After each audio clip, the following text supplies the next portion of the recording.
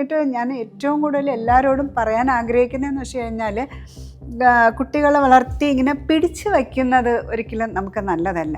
അവർ വളരണമെങ്കിൽ പറത്തി വിടുക എന്ന് പറയില്ലേ, അതേപോലെ നമ്മൾ എപ്പോഴാണെങ്കിലും അവർക്ക് പറക്കാൻ അനുവദിക്കാത്തടത്തോളം കാലം ഒരു അമ്മ എന്ന് പറയുന്നത് ഒരു ഫെയിലിയറായിട്ട് എനിക്ക് ഫീൽ ചെയ്തിട്ടുണ്ട്. നമ്മൾ ഓവറായിട്ട് ആരെയും ഒരു കാര്യത്തിനും ഡിപ്പെൻഡ് ചെയ്യാതെ സ്വന്തമായിട്ട് കുറച്ചെങ്കിലും നമുക്ക് പിടിച്ചു നിന്നു വെച്ചാൽ നമ്മൾ സോഷ്യൽ ജീവിക്കുന്ന അതാണ്, നമ്മൾ സാമൂഹ്യ ജീവികളാണ്. അങ്ങോട്ടും ഇങ്ങോട്ടും നമ്മൾ സഹായങ്ങളൊക്കെ ഉണ്ടാവും, ഒരുമിച്ച് തന്നെ ജീവിക്കാം. പക്ഷെ അതല്ല ഡിപ്പെൻഡൻസി എന്ന് പറയും. ഡിപ്പെൻഡൻസി എന്ന് വെച്ചാൽ ഒന്നും ചെയ്യാൻ പറ്റില്ല, എല്ലാത്തിനും അവരെ ഡിപ്പെൻഡ് ചെയ്യണം.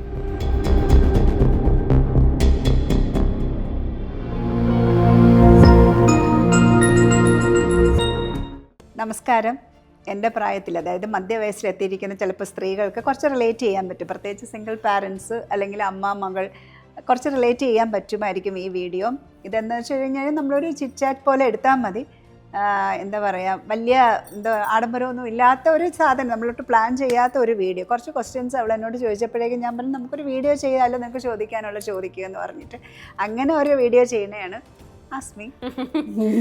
Okay, so first question I think, ഞാനിപ്പോൾ എൻ്റെ 20s അമ്മയുടെ 50s.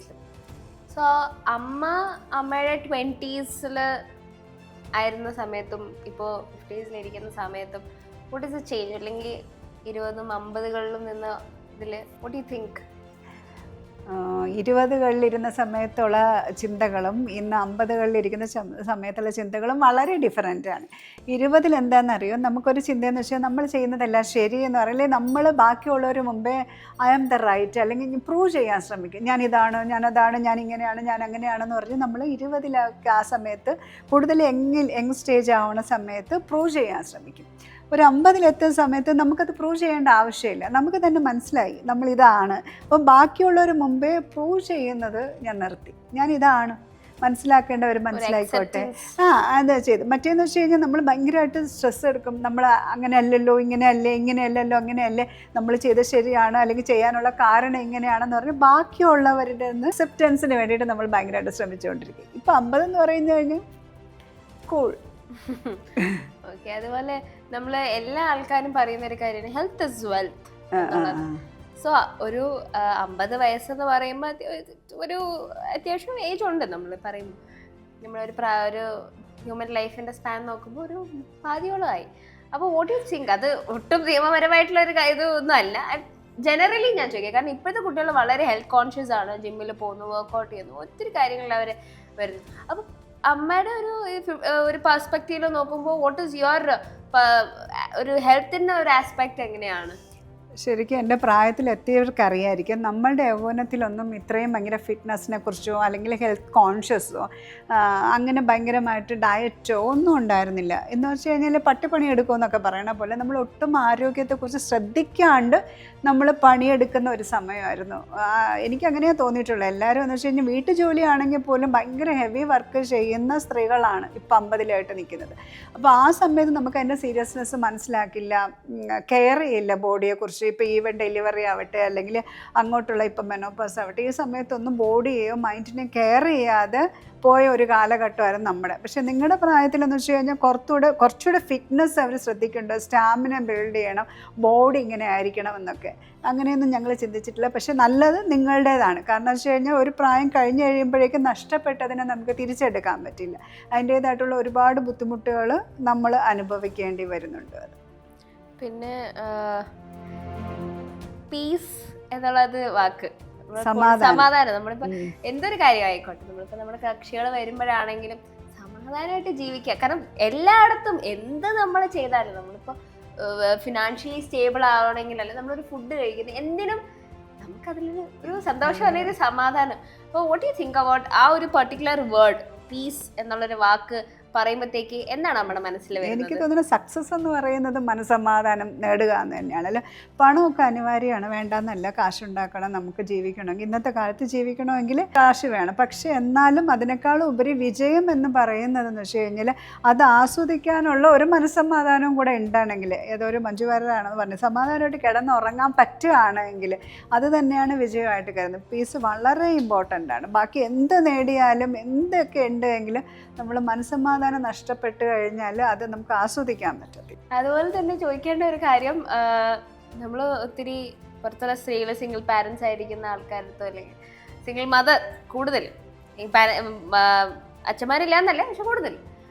അപ്പോൾ അവർക്ക് നമ്മൾ കുറേ കാര്യങ്ങൾ പറയും, ഇങ്ങനെയാണ് ഒരു അതിനൊരു പോസിറ്റിവിറ്റി കാണാനും നമ്മൾ കാര്യങ്ങൾ പറയും.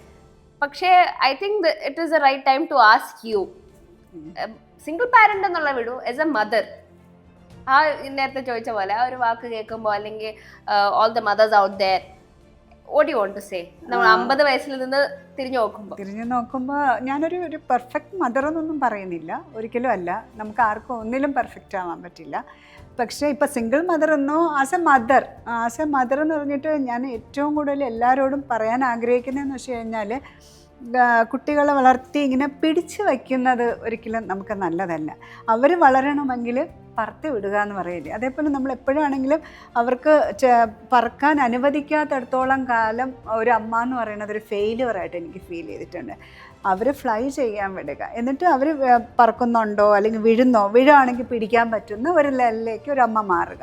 അല്ലാതെ ഇങ്ങനെ പിടിച്ച് ഒരിടത്തും വിടാതെ, ഇപ്പം കോളേജിൽ പോയ സ്ട്രിക്റ്റ്, ഗേൾ ഫ്രണ്ട്സിൻ്റെ അടുത്ത് ബോയ് ഫ്രണ്ട്സിൻ്റെ അടുത്ത് സ്ട്രിക്റ്റ്, അങ്ങനെ വന്നിട്ട് കംപ്ലീറ്റ് പിടിച്ചു വയ്ക്കുന്നത് അവരെ വ്യക്തിത്വ വികസനത്തിന് കുറച്ച് ആപത്തുണ്ടാവും. എന്നും പറഞ്ഞ് ഞാൻ പറയണത് പോലെ തോന്നിയ പോലെ പോട്ടെ, അങ്ങനെയല്ല ഉദ്ദേശിക്കുന്നത്. എനിക്ക് തോന്നുന്നു റൈറ്റായിട്ട് ആൾക്കാർക്ക് കൺവേ ചെയ്യാൻ പറ്റുമെന്ന് വിചാരിക്കുന്നു. കാരണം നമ്മൾ പിടിച്ചു വെച്ച് കഴിഞ്ഞാൽ അവരുടെ ചിറകുകൾ കൂടിപ്പോവും. അത് തന്നെ അവർ ഫ്ലൈ ചെയ്യാൻ വിടുക. പക്ഷേ നമ്മളെപ്പോഴും പറയുക, പിറകിൽ ഞാനുണ്ട്, നീ ഇടയ്ക്കിടയ്ക്ക് തിരിഞ്ഞ് നോക്കുക, ബാക്കിൽ ഞാനുണ്ട് എന്നുള്ളൊരു തോട്ട് അവർക്ക് ഉണ്ടാവണം. അപ്പോൾ എന്ന് വെച്ച് കഴിഞ്ഞാൽ അവർക്ക് കൂടുതൽ ആപത്തിലേക്ക് പോവുക. പിന്നെ ഞാൻ എപ്പോഴും നിന്നോട് പറയണമെന്ന് വെച്ചാൽ, എനിക്കിപ്പം വളരെ പ്രൗഡായിട്ട് പറയാനുള്ള ഒരു കാര്യമെന്ന് വെച്ച് കഴിഞ്ഞാൽ, ഇവൾക്കൊരിക്കലും എന്നെ തലകുനിക്കാനുള്ള ഒരു കാര്യം അവൾ ചെയ്യില്ല എന്നുള്ളൊരു വിശ്വാസം എനിക്കുണ്ട്, ഒരു പൂർണ്ണമായ വിശ്വാസം. അപ്പോൾ കുട്ടികൾക്ക് എന്താണെന്നറിയാം, ആ വിശ്വാസം നഷ്ടപ്പെടുത്താൻ അവർ ശ്രമിക്കില്ല. എൻ്റെ അമ്മ നാണം കെടും, അല്ലെങ്കിൽ എൻ്റെ അമ്മ ആൾക്കാരുടെ മുമ്പ് ചോദ്യം ചെയ്യപ്പെടും, പ്രത്യേകിച്ച് ഒറ്റയ്ക്ക് വളർത്തിക്കൊണ്ട് വരണതാണ്. ആ ഒരു വിശ്വാസം അവരിലുണ്ടെങ്കിൽ അവരൊരിക്കലും നമ്മളെ പറ്റിക്കില്ല. ഉണ്ടോ? അത് ആസ് എ ഡോട്ടർ അവൾ തന്നെ പറയട്ടെ. എങ്ങനെയാണ് ഇപ്പോൾ ഒരു സിംഗിൾ മദറെന്ന് ഞാൻ വളർത്തി വന്നല്ലോ, അപ്പം അതിലെന്തെങ്കിലും നിൻ്റെ ബുദ്ധിമുട്ടുകളോ, അല്ലെങ്കിൽ ഇപ്പം എന്ന് വെച്ചാൽ അഡൾട്ടായി, എന്ന് വെച്ചാൽ മേജറായി, നിൻ്റെ വളർത്തണ പരിപാടിയൊക്കെ കഴിഞ്ഞു, ഇനി നീയാണ് വളരേണ്ടത്. അപ്പം ആസ് എ മദർ എന്നിലുള്ള കുറവുകളാണെങ്കിലും നല്ലതാണെങ്കിലും പ്രേക്ഷകരോട് പറയും. എനിക്ക് ടു ബി ഓണസ്റ്റ്, ഒരു സിംഗിൾ പാരന്റ് എന്നുള്ള അതൊരു കുറവായിട്ട് തോന്നി. എനിക്കതൊരു എന്താ പറയാ, സിംഗിൾ പാരന്റ് എന്ന് പറയുമ്പോൾ, സിംഗിൾ പാരന്റ് എന്ന് പറയുന്ന വാക്ക് തന്നെ there is suppose to be double, 2 ആൾക്കാരുണ്ടാകണം എന്നുള്ളൊരു കൺസെപ്റ്റ് ഉണ്ട്. എനിക്കങ്ങനെ ഒരു വോയിഡ്നെസ്സോ ഒരു എംപ്റ്റിനെസ്സോ എനിക്ക് തോന്നിയിട്ടില്ല, ടു ബി ഓണസ്റ്റ്. എങ്ങനെയാണോ ഒരു കുട്ടീനെ പാരൻസ് വളർത്തുന്നത് അതുപോലെ തന്നെയായിരുന്നു. അത് സാധാരണ എല്ലാ ആൾക്കാരെയും പോലെ തന്നെ എനിക്ക് കൂടുതലൊന്നുമില്ല. കുറച്ചും കൂടെ ഞാൻ മെച്ചോർഡാണ് എന്നൊരു അതൊരു പ്രൈഡായിട്ട് പറയുന്ന ഒരു കാര്യമല്ല. പല കാര്യങ്ങൾ ഇപ്പം എൻ്റെ കൂടെയുള്ള കുട്ടികളെക്കാളും കുറച്ചും കൂടെ കാര്യങ്ങളുടെ ഒരു പ്രാക്ടിക്കാലിറ്റി നോക്കി, അത് വളരെ ചെറിയ പ്രായം തൊട്ട് പല കാര്യങ്ങളിലും അമ്മ എന്നെ ഇൻവോൾവ് ചെയ്യിപ്പിക്കുമായിരുന്നു. എന്നെ ചെറിയ പ്രായത്തിൽ തന്നെ എനിക്ക് ഡിസിഷൻ മേക്കിംഗ് ചെയ്യാൻ വേണ്ടിയിട്ട്, ഒരു ചെറിയ ഡ്രസ്സ് എടുക്കുന്ന ആയിക്കോട്ടെ, അല്ലെങ്കിൽ എന്തെങ്കിലും ഫുഡ് ഒരു മെനുവിൽ നിന്ന് സെലക്ട് ചെയ്യുന്ന ആയിക്കോട്ടെ, അവിടെ ഞാൻ എന്താ കഴിക്കേണ്ട അമ്മ ചൂസ് ചെയ്ത് തരും. അവിടെ അങ്ങനെ ഒരു ഓപ്ഷനൊന്നും എനിക്ക് തന്നിട്ടില്ല. If you want to eat you eat, അതെന്താണെന്ന് വെച്ചാൽ ഡിസൈഡ് ചെയ്യുക. അവിടെ ഒരു ചെറിയ പ്രായം, അത് വളരെ ചെറിയൊരു കാര്യമാണെങ്കിൽ കൂടി പിന്നീട് ലൈഫിൽ നമ്മൾ വളരുമ്പോഴാണ് അതിൻ്റെ ആ ഒരു ഇമ്പോർട്ടൻസ് മനസ്സിലാവുന്നത്. എനിക്കിപ്പോൾ പെട്ടെന്ന് ആലോചിച്ച്, ഈ SBT ഉണ്ടായിരുന്ന സമയത്ത് എനിക്ക് അവിടെ ഒരു ബാങ്ക് അക്കൗണ്ട് ഉണ്ടായിരുന്നു. അപ്പം ഞാൻ ആദ്യം അവിടെ അക്കൗണ്ട് തുടങ്ങിയ സമയത്ത് ഒരു സൈനാണ് ഇട്ടത്. പിന്നെ ക്യാഷ് വിഡ്രോ ചെയ്യാം, അപ്പോൾ കാർഡൊന്നും ഇല്ലല്ലോ നമുക്ക്. അപ്പോൾ ക്യാഷ് വിഡ്രോ ചെയ്യാൻ പോയപ്പോൾ വേറെ സൈൻ ഇട്ടു. അപ്പോൾ എനിക്ക് ആ സമയത്ത് സൈന് മാറ്റിക്കളി ഉണ്ടായിരുന്നു. അപ്പോൾ ഞാൻ വേറെ സൈൻ ഇട്ട്, അപ്പോൾ ചെറുതാണ്, സ്കൂളിൽ പഠിക്കുമ്പോൾ ചെറുത്, എന്താ പറയുക, 10ാം ക്ലാസ്സിലും താഴെ, അത്രയും ചെറുതായിരുന്നു. അപ്പോൾ അവിടെ ബാങ്ക് മാനേജർ വിളിച്ചു സൈൻ്റെ കാര്യത്തിൽ. ഞാൻ അമ്മയോട് ചോദിച്ചു, എൻ്റെ കൂടെ വരുമോ, എന്നെ എന്തെങ്കിലും ചെയ്യും. എനിക്ക് അറിയത്തില്ല, എനിക്ക് ഒരു കാര്യങ്ങളും ഇതിനെക്കുറിച്ച് വല്ലത്. അമ്മ അപ്പോൾ എന്താ പറയുക, എനിക്ക് പോയി ഞാൻ ഇവിടെ വെളിയിൽ നിൽക്കാന്ന് പറഞ്ഞ് ഞാൻ ഒറ്റയ്ക്ക് പോയി പുള്ളിയെടുത്ത് കാര്യങ്ങളൊക്കെ പറഞ്ഞ് ഞാൻ ഇനി ഈ സൈൻ ഇട്ടോളാം എന്ന് പറഞ്ഞു. ആ സമയത്ത് എനിക്ക് അമ്മയുടെ ഭയങ്കര ദേഷ്യമായിരുന്നു. എന്നെ ഒറ്റയ്ക്ക്, ഇത്രയും ചെറിയ കുട്ടീനെ ഒറ്റയ്ക്ക് വിട്ടില്ലേ എന്ന് പറഞ്ഞിട്ട് ഭയങ്കര ഒരു ദേഷ്യം ഉണ്ടായിരുന്നു. പക്ഷെ പിന്നീട് ബാംഗ്ലൂരൊക്കെ പോയി പല കാര്യങ്ങളും ഒറ്റയ്ക്കാണ് ചെയ്യേണ്ടി വന്നത്. അപ്പോൾ ആ ഒരു പ്രചോദനം ആ ഒരു സമയത്ത് ഉണ്ടായിരുന്നില്ലായിരുന്നെങ്കിൽ പല കാര്യങ്ങളും എനിക്ക് പിന്നെ മുന്നോട്ടുള്ള ജീവിതത്തിൽ ചെയ്യാൻ പറ്റില്ല. ഞാൻ എപ്പോഴും എന്തിനെങ്കിലും, ഇപ്പം അമ്മയല്ല, ഇപ്പം അമ്മയില്ലെങ്കിൽ ഞാൻ വേറൊരാളിൽ ഡിപ്പെൻഡഡ് ആയേനെ. അത് ഒരിക്കലും ഇപ്പോഴത്തെ എനിക്ക് ഒട്ടും പറ്റാത്തൊരു കാര്യം വേറൊരാളിൽ ഡിപ്പെൻഡ് ആവാൻ ഇരിക്കുക. അതിപ്പോൾ വയസ്സായാൽ കൂടെ. Thank you. എന്താണെങ്കിലും അവളുടെ ആ വാക്കുകളിന് ഭയങ്കര ഇത് തോന്നുന്നത്. കാരണം എന്ന് വെച്ച് കഴിഞ്ഞാൽ ഞാൻ പണ്ട് മുതൽ ഞാൻ ഭയങ്കരമായിട്ട് ഡിപ്പെൻഡ് ചെയ്തിരുന്നു ഒരു സമയത്ത്. എന്ന് വെച്ച് കഴിഞ്ഞാൽ ശരിക്കും ഇവളുടെ ഫാദറിനെ തന്നെയാണ് ആ ഒരു ചെറിയ പീരീഡ് ഓഫ് ടൈമിൽ ഓവർ ഡിപ്പെൻഡൻ്റ് ആയിരുന്നു. ഡിപ്പെൻഡൻ്റ് എന്ന് വെച്ച് കഴിഞ്ഞാൽ ഫിനാൻഷ്യലി, ഇമോഷണലി, ഫിസിക്കലി ഞാൻ ഡിപ്പെൻഡ്. ഒറ്റയ്ക്കൊന്നും ചെയ്യാൻ പറ്റുന്നില്ല, എല്ലാ കാര്യത്തിനും അദ്ദേഹത്തിൻ്റെ സമ്മതം വേണം, സാമ്പത്തികം പറ്റും. അങ്ങനെ ഞാൻ ഭയങ്കരമായിട്ട് ഡിപ്പെൻഡ് ചെയ്തിട്ട് ഒറ്റയടിക്ക് അങ്ങ് പോയ സമയത്ത് ഞാൻ അനുഭവിച്ച കുറേ പ്രശ്നങ്ങൾ എനിക്കുണ്ടായിരുന്നു. അതൊരിക്കലും എൻ്റെ കുട്ടിയുടെ ലൈഫിൽ വരരുതെന്ന് പറഞ്ഞു. കാരണം വെച്ച് കഴിഞ്ഞാൽ എനിക്ക് പുറത്തോട്ട് പോയി, ഇപ്പം ഞാൻ ഒറ്റയ്ക്ക് അവളെ മാനേജർ അടുത്ത് വിട്ടെന്ന് പറഞ്ഞില്ലേ, ആ ഒരു പീരീഡ് കഴിഞ്ഞിട്ട് എനിക്ക് ഒരാളോട് പോയി സംസാരിക്കുമ്പോൾ എൻ്റെ ലിപ്സ് ഇങ്ങനെ ഷിവർ ചെയ്യുമായിരുന്നു. കാരണം എനിക്ക് കോൺഫിഡൻസ് ഇല്ല, എനിക്ക് സംസാരിക്കാൻ പറ്റുന്നില്ല, എങ്ങനെ സംസാരിക്കണമെന്നറിയില്ല. അപ്പോൾ ആ ഒരു ലെവലിലോട്ട് വന്നതെന്ന് വെച്ച് കഴിഞ്ഞാൽ ഞാനിങ്ങനെ ഒത്തിരി ഡിപ്പെൻഡ് ചെയ്ത് കാരണം എനിക്ക് വന്നതായിട്ട് എനിക്ക് തോന്നിയിട്ടുള്ളത്. അതുകൊണ്ട് എനിക്കിപ്പോൾ ആര് കേൾക്കുന്ന ആരാണെങ്കിലും നമ്മൾ ഓവറായിട്ട് ആരെയും ഒരു കാര്യത്തിനും ഡിപ്പെൻഡ് ചെയ്യാതെ സ്വന്തമായിട്ട് കുറച്ചെങ്കിലും നമുക്ക് പിടിച്ചു നിന്നു വെച്ചാൽ നമ്മൾ സോഷ്യൽ ജീവിക്കുന്നതാണ്, നമ്മൾ സാമൂഹ്യ ജീവികളാണ്. അങ്ങോട്ടും ഇങ്ങോട്ടും നമ്മൾ സഹായങ്ങളൊക്കെ ഉണ്ടാവും, ഒരുമിച്ച് തന്നെ ജീവിക്കാം. പക്ഷേ അതല്ല ഡിപ്പെൻഡൻസി എന്ന് പറയും. ഡിപ്പെൻഡൻസി എന്ന് വെച്ചാൽ ഒന്നും ചെയ്യാൻ പറ്റില്ല, എല്ലാത്തിനും അവരെ ഡിപ്പെൻഡ് ചെയ്യണം. ഇപ്പോൾ ഇവളാണെങ്കിൽ ഒരു ഡിസിഷൻ എടുക്കുകയാണെങ്കിൽ അത് എടുത്ത കാര്യം എന്നോട് പറയും, അതിലെന്തെങ്കിലും തെറ്റുകളുണ്ടെങ്കിൽ പറയും. പക്ഷേ ഞാൻ ഒരിക്കലും അവളടുത്ത് അവളുടെ ജീവിതത്തിനെ കുറിച്ചിട്ട് ഡിസിഷൻ ഞാനായിട്ട് എടുത്തിട്ട് ഞാൻ പറയാറില്ല.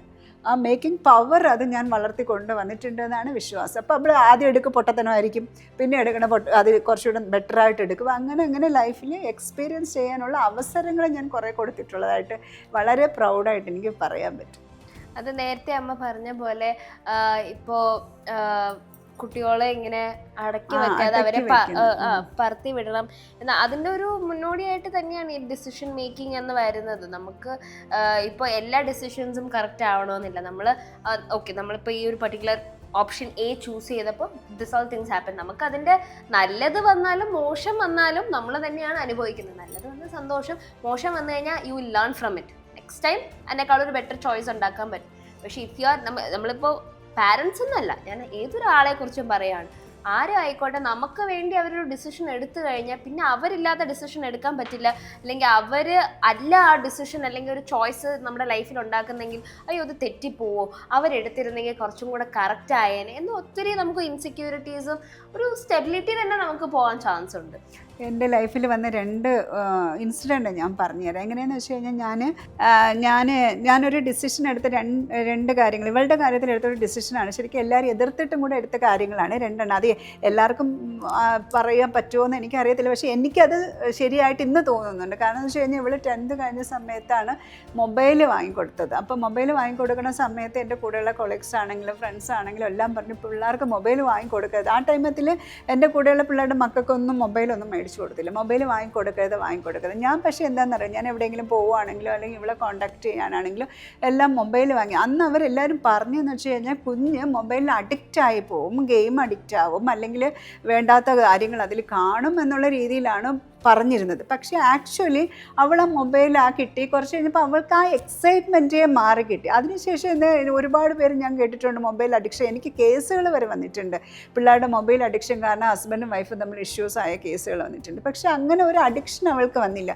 ആ ഒരു പ്രായത്തിൽ വന്ന സമയത്ത് തന്നെ അവൾക്ക് ആ എക്സൈറ്റ്മെൻറ്റ് മാറി, മൊബൈലിൻ്റെ യൂസ് അറിയാം, കറക്റ്റായിട്ട് അറിയാം. അല്ലാതെ ഒരിക്കലും അവളങ്ങനെ മൊബൈലിൽ ഒരു അഡിക്ഷനൊന്നും എനിക്കത് ഫീൽ ചെയ്തിട്ടേ ഇല്ല.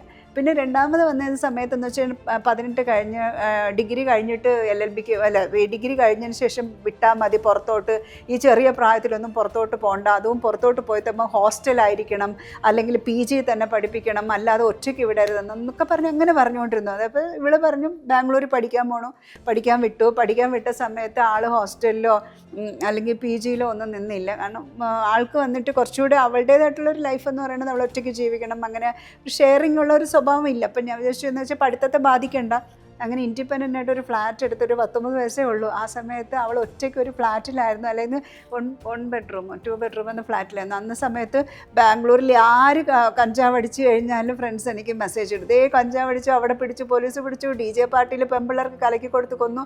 എൻ്റെ ദൈവമേ, എല്ലാ ദിവസവും എനിക്ക് അവിടുത്തെ ന്യൂസുകൾ ഇങ്ങനെ അയച്ചുകൊണ്ടിരിക്കുക. ആ സമയത്താണ് ഞാൻ മോളോട് പറഞ്ഞത്, എൻ്റെ കഷ്ടമാണ്, എല്ലാവരും കൂടെ വന്നിട്ട് നിന്നെ ഞാൻ ബാംഗ്ലൂർ വിട്ടാൽ തന്നെ ഭയങ്കര പ്രശ്നം ഉണ്ടാക്കുന്നുണ്ട് ഇങ്ങനെ പറയുന്നു. കാരണം എന്ന് വെച്ചാൽ നമ്മളെ ആകെ വീക്കായിട്ട് ആയിരിക്കുന്നു, 10,000 തലയിലാണ് ഇങ്ങനെ വന്നുകൊണ്ടിരിക്കുന്നത്. അപ്പോഴേക്കും അവൾ കുറച്ച് മെസ്സേജ് ഇങ്ങോട്ട് അയച്ചു. കാരണം വെച്ചാൽ കേരളത്തിലും കൊച്ചിയിലും ഇവിടെയും കഞ്ചാവ് പിടിക്കണതും ഇവിടെ റേപ്പ് നടക്കണത്. അപ്പോൾ അമ്മ ഇതൊന്നും ആരും കാണുന്നില്ലേ, നമ്മുടെ നാട്ടിൽ തന്നെ ഇങ്ങനെയുണ്ട്. അപ്പോൾ ചീത്തയാവണമെന്നുണ്ടെങ്കിൽ ബാംഗ്ലൂർ തന്നെ പോകണമെന്നൊന്നുമില്ല, നമ്മുടെ നാട്ടിൽ തന്നെ ചീത്തയാവാമെന്ന്. പക്ഷേ എനിക്ക് തോന്നുന്നു അവൾ കുറച്ചുകൂടെ എനിക്ക് അവളങ്ങനെ വിടാൻ പുറത്തേക്ക് വിടാൻ, അതായത് ഞാൻ പറയുന്നത് പുറത്ത് രാജ്യമല്ല ഞാൻ ഉദ്ദേശിച്ചത്, ഞാൻ വിട്ടത് ആകെ ബാംഗ്ലൂർ തന്നെയാണ്.